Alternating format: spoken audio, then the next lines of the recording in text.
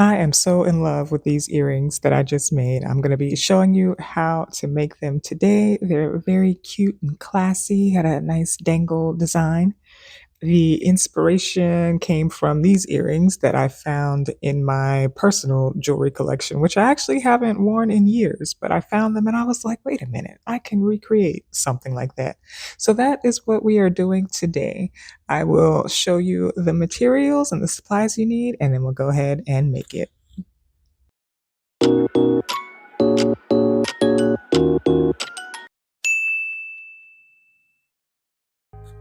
You will need two 4-inch pieces of 24 gauge wire, four 2-inch pieces of 20 gauge wire, four 1-inch pieces of 20 gauge wire, two earring hooks, four 4mm jump rings, four pieces 1-inch chain, two pieces 5/8 inch chain, two pieces 1/2 inch chain, two pieces 1/4 inch chain. The beads I used are two 6mm black bicones, two 10mm red dyed quartz beads, two 12mm turquoise disc beads, eight 4mm spacer beads, two 6mm spacer beads, two cowrie shells, two black 6mm round beads, two turquoise 6mm round beads, and two red 6mm round beads. Start by taking one of your 4-inch pieces of wire and feeding it through the cowrie shell. Match up both ends of the wire to find your halfway point. Pull them in opposite directions until you get your crossing point. Use your round nose pliers to hold the intersection and twist the wire around the cowrie shell to hold it in place. Bring both pieces of wire together and feed through your 6mm spacer bead.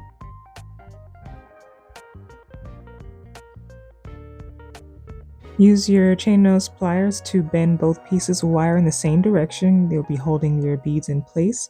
Then you want to use your round nose pliers and curl the wire around the top prong to make a loop. Once you have that loop formed, wrap the excess wire around the base.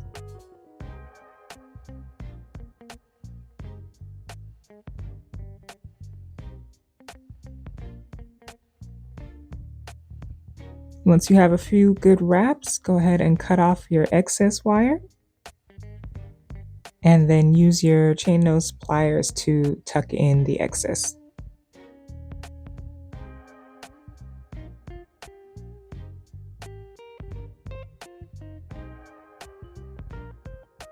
For our next component, you'll want to take your 2-inch piece of wire and make an eye pin by making a loop at the end of one piece of the wire.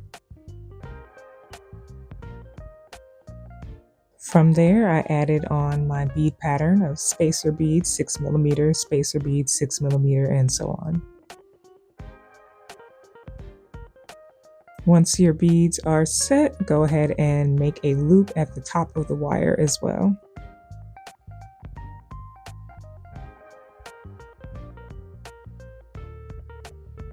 Take another 2-inch piece of wire and we're going to be making a coil as an eye pin at the end of the wire.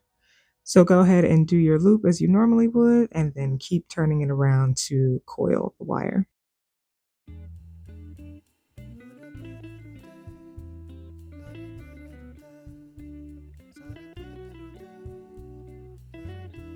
I fold the wire back a little bit just to mark where I want my coil to end, and then I just keep turning it until it reaches that point.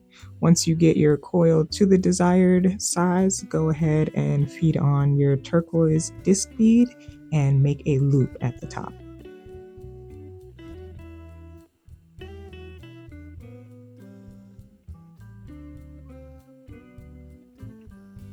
For the remaining 10mm bead and the 6mm bicone, we're going to be using the 1-inch wires and making bead links, which means forming a loop, adding the bead, and forming another loop.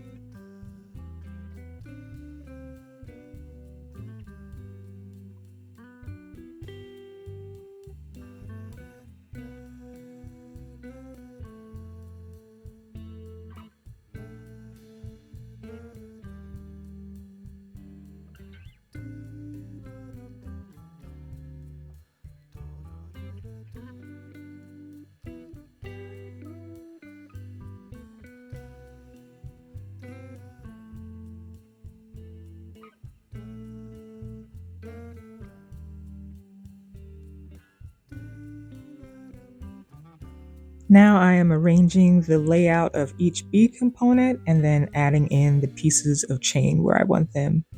I added the chain pieces in this order because of how I wanted the beads to fall when you're actually wearing the earring, but this is totally up to you. You can make each piece longer, shorter, switch up the order, do it however you want. I'm using a jump ring to attach the cowrie shell component to the first link of chain, and then from there I'm just opening up the eyes of each bead component and attaching the chain to each piece.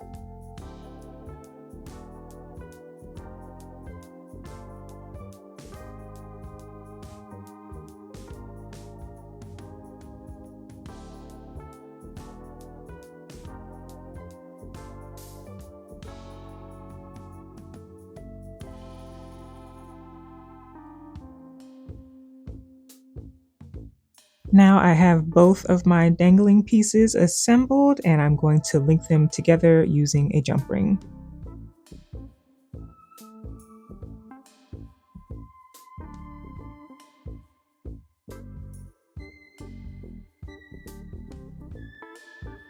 Once those are both on the jump ring, you also want to add your ear hook and then close that up tight. You've got one earring finished, and now we just repeat the same thing for the other side. Again, I'm loving these earrings. I hope y'all love them as well, and if you try to make them, please let me know how they turn out. As always, thank you for watching. Like, comment, and subscribe, and I will see you in the next video. Bye.